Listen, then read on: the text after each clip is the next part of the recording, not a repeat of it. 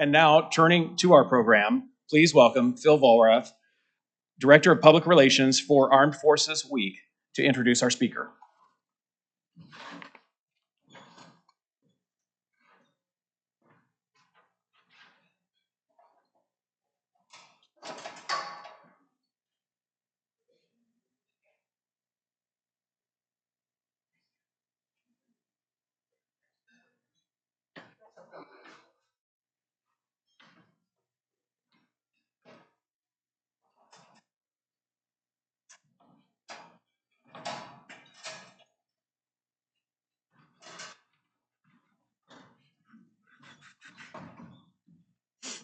This was all the result of a cruise this spring in March. I tripped on the gangplank coming off the ship. It fell and dumb. So anyway, it adds a little color to the program today anyway.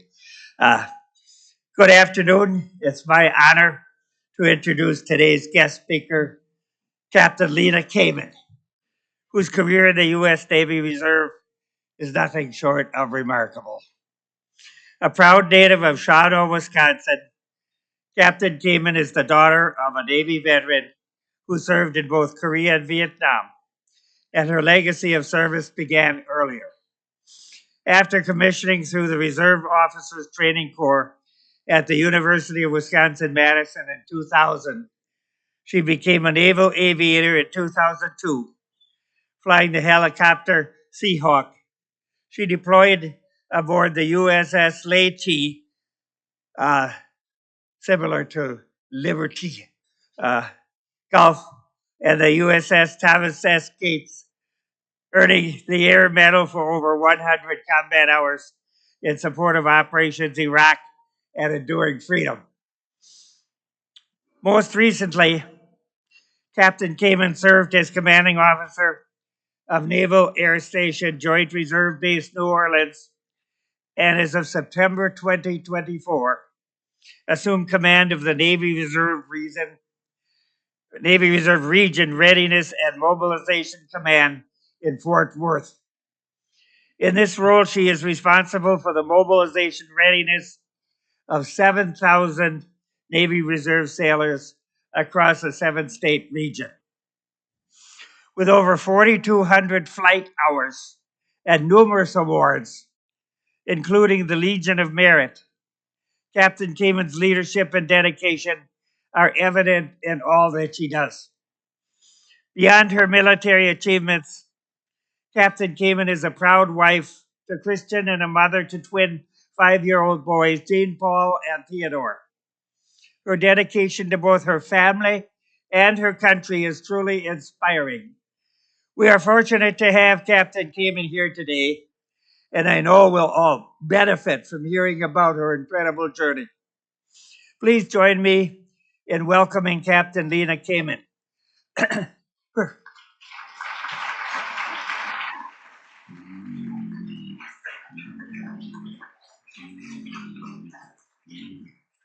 Her speech is Accelerating America's Advantage at Sea. Thank you, Phil. Congratulations. Welcome.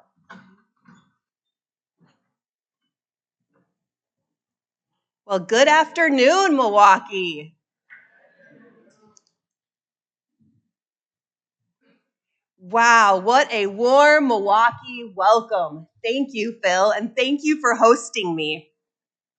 It's an honor to stand before such a dedicated group of civic leaders, business minds, and proud supporters of our military during this Armed Forces Week. As a Shawano girl, born and raised right here in Wisconsin, it feels like coming home to share this moment with you.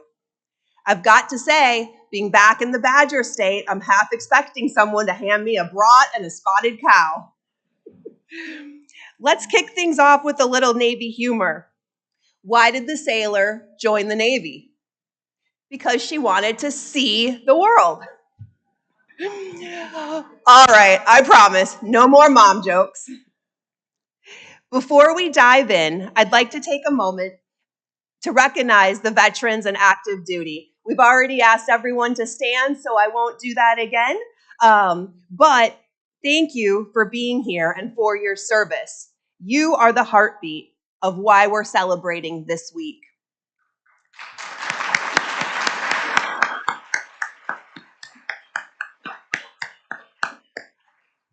Growing up in Shawano, I was shaped by the values of hard work, community, and service.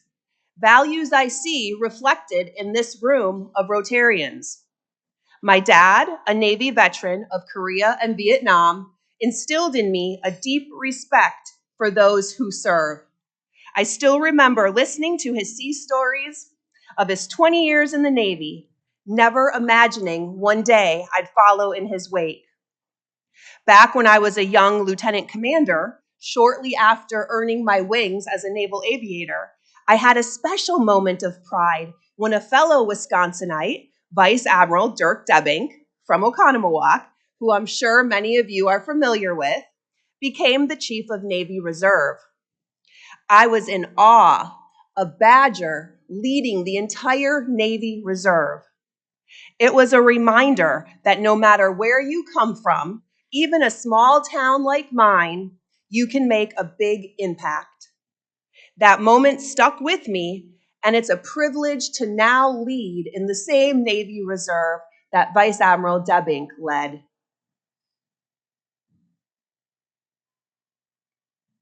I'd like to share a little more about my career before telling you all the great things your Navy reservists are doing around the world. Even though my dad was a retired Navy chief, he was already retired before I was born. So he retired out of Great Lakes, Illinois, moved back home to the Shawano area, met my mother, and I was born shortly after they got married. So I didn't grow up living the Navy life. But I heard about his sea stories, like I've shared, and my mother knew about Navy programs. So it was actually my mother who put a pile of scholarship applications in front of me one day when discussing my future plans and how I was going to go to college.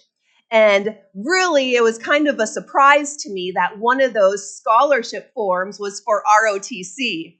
So I filled out all the forms, and the next thing I knew, I had earned a ROTC scholarship and was driving down to Madison to start my college journey and my Navy journey. I was hoping to be a doctor. However, we all know that in Madison, I probably studied boys and beer a little bit more than I studied biology. And so I quickly changed course, and I really gravitated to the Navy aspect of college life more so than my classes. And so my advisor one day asked me, well, do you want to take the test to go to flight school? And I just assumed, here I am in the Navy, I'm going to be on a ship like my dad was. I hadn't even considered being an aviator. And so I said, no, I don't think I want to take that test. And he said, well, why don't you just take it? That way, if you pass, then you'll have the choice. And so I took the test, and the next thing I knew, I was graduating college. I was commissioned in the Navy, and I was driving my little Volkswagen Cabriolet from Madison down to Pensacola, Florida. And so I earned my wings and became a helicopter pilot. You heard a lot about my career in the bio that Phil just shared. But I've had such a wonderful career. And even though those first few steps I feel were serendipity or fate, and I wasn't making very informed decisions, I have definitely taken charge of my career and my decisions since then. Some of the highlights, of course, was my 2004 deployment over to the Iraq area. We were in the sea, and we were protecting the oil platform. So the insurgents in Iraq wanted to bomb those oil platforms and disrupt the Iraqi economy, and thus disrupt much of the world economy. And so we would fly from sunset to sun up, and we would guard those oil platforms. And we would also fly in country because we were doing such a good job guarding the oil platforms that the insurgents then decided they were going to bomb the pipeline that led to the platforms. And so I just surged with pride because I was doing the things that everyone was back home reading about and seeing on the news. My second deployment was to South America, and it was kind of the direct opposite. So it was not operational at all. It was purely public affairs, working with our allies and partnership building. So it was a bit of a letdown at first, but by the end of the deployment, I realized that that's just as important. Building those partnerships, networking, doing exercises with your allies and partners will prepare us and goes a long way in that strategic deterrence. So I was glad that I got to see both missions during that first helicopter tour I had. Commanding a naval base, which I did from 2022 to 2024 down in New Orleans, that was a crazy experience. I'm sure we have folks in here who are in city management, and so you know that every day is something different. You'll get calls during the day, in the middle of the night, there'll be catastrophes, natural disasters, and you just have to do it with a smile on your face, you know? And so I will always treasure those memories of my time leading New Orleans base. And I engaged often with the Belle Chase Rotary. So the base is just a little bit south of New Orleans in a town called Belle Chase. And so I had an opportunity to speak with that club a couple times and really make friends with a lot of the Rotarians. So today, as you heard, I am the commanding officer of Navy Reserve Region Readiness and Mobilization Command Fort Worth. Say that 5 times fast. I'm based at Naval Air Station Joint Reserve Base Fort Worth, just outside Dallas, Texas. It used to be called Carswell Air Force Base, which people are maybe more familiar with. I oversee 18 Navy Reserve centers across 7 states, supporting over 7,000 citizen sailors, folks who balance civilian careers, families, and their call to serve. Our mission is to ensure these sailors are ready to mobilize at a moment's notice, delivering operational support to the Navy, Marine Corps, and Joint Forces. I have a counterpart in this geographical area. Her name is Captain Carrie Chase, and she's stationed in Great Lakes, Illinois. She does the same thing for a handful of states up here in the Midwest, and she supports 4,400 Midwestern Navy reservists. Think of us as the bridge between the active Navy, which is about 330,000 folks strong, and our 50,000 Navy reservists. What is our guiding force or our North Star? Well, it's to be ready to mobilize 50,000 sailors, all the 50,000 reservists, in 30 days or less when the nation calls us. As Vice Admiral Debbink said when he was still serving, he said the Navy Reserve is not a force in waiting, it is a force in action. It's a big responsibility, but it's one that we embrace with pride, just like you embrace your roles as leaders in Milwaukee's business and civic communities. Vice Admiral Nancy LaCour, our current Chief of Navy Reserve, has outlined a powerful vision for our force in her Navy Reserve Strategic Advantage document, released a few months back.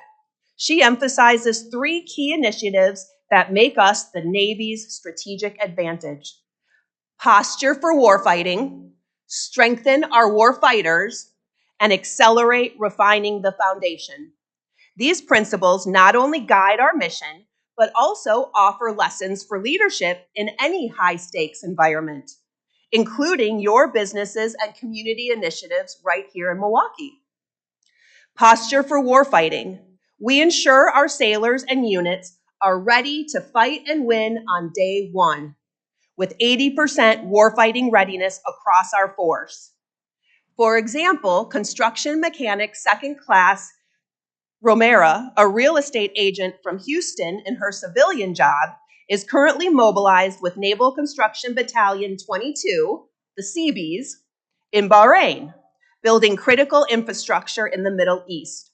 Her ability to shift from civilian life to a global mission mirrors the agility you all need to pivot in fast-changing markets. Strengthen our warfighters. We invest in our sailors' unique skills and resilience, connecting them as one team. Lieutenant Commander Ash, a pharmacist, recently led a medical team in Guantanamo Bay, Cuba, ensuring top-notch medical care under pressure. Lieutenant Commander Ash's leadership reflects the same commitment you show when mentoring your teams to tackle complex challenges, whether in business or in Rotary projects. Accelerate refining the foundation. We're a learning organization, constantly optimizing our structure and processes to meet the Navy's needs. Commander Spencer Allen, recalled to active duty, leads the Navy's COPTER program, that stands for Civilian Operated Pilot Training, Rotary. This program is streamlining helicopter pilot training and saving $230,000 per student, with over 80 students graduating so far in the last year that it's been in place without a single dropout. This kind of innovation is like how you streamline operations or fund community initiatives to maximize impact. These initiatives align with the Navy Reserve's strategic advantage: warfighting, warfighters, and the foundation that supports them, ensuring we're ready for global challenges like potential conflict with China by 2027. We view everything we do through a warfighting lens. This means that we're prepared to deliver timely, cost-effective operational capabilities wherever they're needed. The principles also remind us that leadership, whether in the Navy or in Milwaukee, is about readiness, people, and continuous improvement. As a Navy leader, I've learned a few lessons that I think translate directly to your world as Rotarians and business leaders. Here are 3 quick takeaways inspired by our Navy Reserve strategic vision. Prepare for the fight. Just as we posture for warfighting, you prepare for challenges by staying agile. Petty Officer Romero's work in Bahrain shows how readiness pays off. In your businesses, staying ahead of trends, like adopting new technology or anticipating market shifts, ensures you're ready to compete. Invest in your people. Strengthening our warfighters means empowering sailors like Lieutenant Commander Ash to lead with confidence. You do the same when you mentor your people and employees and team members or support community programs, building teams that thrive under pressure. Keep learning and adapting. Refining our foundation drives innovation, as Commander Allen's COPTER program proves. Your ability to streamline processes or rethink strategies keeps Milwaukee strong and vibrant. These principles connect us. Just as you rally for causes like education or veteran support, we rally to ensure our sailors are ready to defend the freedoms that make those causes possible. You might be wondering, Lena, we're landlocked in Wisconsin, other than the Great Lakes. Why does the Navy matter to us? Well, great question. The answer lies in the global maritime system, the oceans, seas, and waterways that carry 90% of the world's trade. Did you know that 41 million US jobs, 26% of our workforce, are tied to global trade? Furthermore, 26% of US manufacturing jobs depend on exports, and more than 20% of all US agriculture products are exported. Here in Wisconsin, our manufacturing and agriculture thrive because of access to markets via the seas. Our Navy ensures that trade flows freely, protecting the undersea cables that power your internet and the shipping lanes that bring goods here to Milwaukee.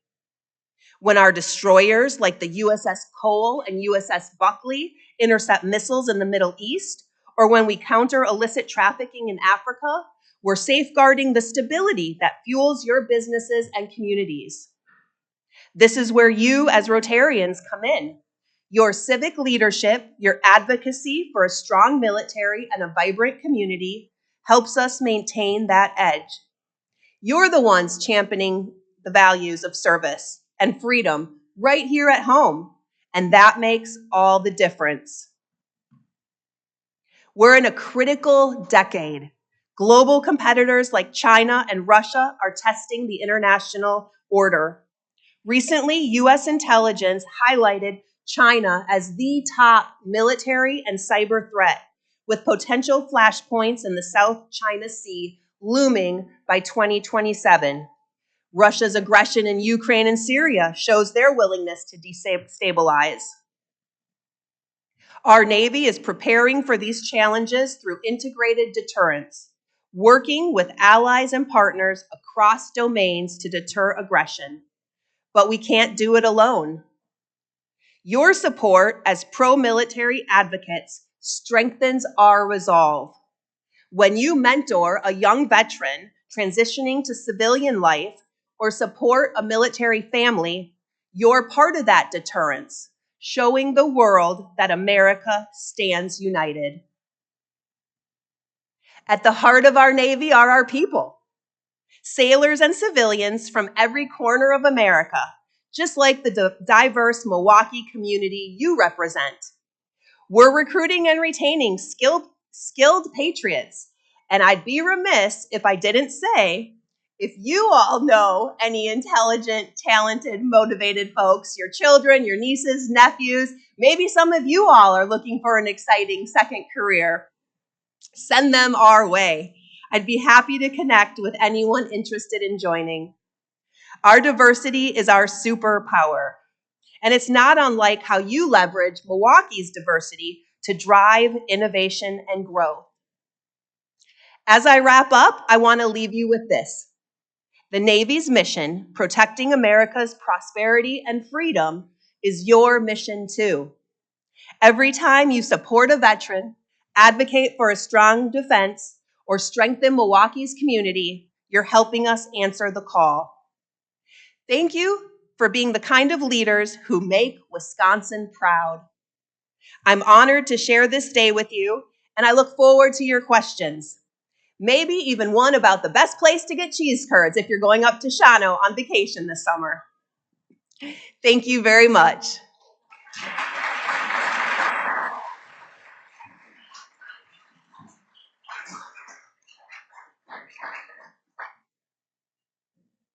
Well, thank you, Captain. And so where is the best place to get cheese? Belle Plaine Cheese Factory. Thank you for your service, Captain, and thank you for being with us today. You talked about defending the oil platforms and then moving on land to the pipeline. Did that involve using deadly force often? No, it didn't involve using deadly force often. We had our forward-looking infrared radar that would show where the enemy was, and we had capabilities to protect against that. And they didn't provoke often. Thank you. Thank you. Okay, Jeff. Thank you for your service, continued service. You talked about undersea cables. You talked about cyber warfare, et cetera. We saw in the Wall Street Journal a month or so ago about China admitting that they were able to attack our infrastructure, water, communication, et cetera. How have these pieces of information changed the thinking of the Navy or yourself, and how we defend ourselves in kind of a new kind of warfare that in some instances might be directed against the people of the country instead of the military of the country? Great question, Jeff. Thank you. So I've seen our warfare abilities change tremendously. We are very focused on technology, very focused on drone, artificial intelligence. We're trying to insert artificial intelligence wherever we can to streamline processes in the office by using data collection and data analysis. But obviously, to your point and question, overseas in the fight. And so that's one way that we're inserting that. Yes. Thank you for your presentation. I'm just wondering, what is the recruitment situation for the Navy right now? Good question also. So over the past few years, recruitment numbers were down, and then over the last year, We've made it a concerted recruitment effort. In fact, in the Navy, we have this expression that we say every sailor is a recruiter. And so that's why one reason for sure when I go out and engage with the community, I definitely want to urge folks to share, go back, share with your office some things you learned today. I think one thing that people don't realize, and I was talking with Jeff about this before downstairs in the reception, is I don't think a lot of people realize the diverse career fields that we have in the Navy or in the military period. I think a lot of people see war movies or hear stories, maybe from their grandparents, maybe even from their parents, and just think of the war fighting or the tanks. And we have so much more. Doctors, nurses, journalists, veterinarians in the Army and a couple other services, aviators, of course, cyber warfare. So we have people who are working on those drones, doing the research and development. So looping back to your question, recruitment numbers are definitely up in the Navy, particularly in the Navy Reserve. We have met our numbers for this past year. Captain, thanks again for joining us. One of your first slides had you by helicopter and then one of the Blue Angels. What was your favorite aircraft to fly, or did you fly multiples? Thank you, Alex. So my fleet aircraft, as we say, was the 60 Bravo Seahawk helicopter, the same as the Army's Black Hawk, just different capabilities. And I did the 3-year tour flying that aircraft. And of course, that was everything I had joined to do. I shared the stories about my deployments. But really, my heart is in mentoring and teaching. And so the majority of my flight time was as a helicopter instructor pilot. And that aircraft was the Bell 206. We called it the TH-57 in the military, very similar to the news or the police helicopters you see out flying. And it's very small, we'd kind of joke and call it a little weed whacker. But the student sitting right here, you're sitting right next to each other, so it's very hands-on. So those are the only aircraft that we get trained in fixed wing flight or fixed wing aircraft first for a few months. But the majority of my time is in those 2 helicopters. I've gotten a ride in an Air Force F-15. That was amazing. So I don't think I would have wanted to have been a jet pilot, but getting that one-time ride, we took off and it just went straight up. And then the pilot was doing lots of yanking and baking. On my base in New Orleans, we had the Louisiana Air National Guard. So they gave me a ride once. Yes. Well, it looks like we don't have any more questions. So if that's the case, we thank you again very much for your time with us today. And President-elect Kent will come up to the podium.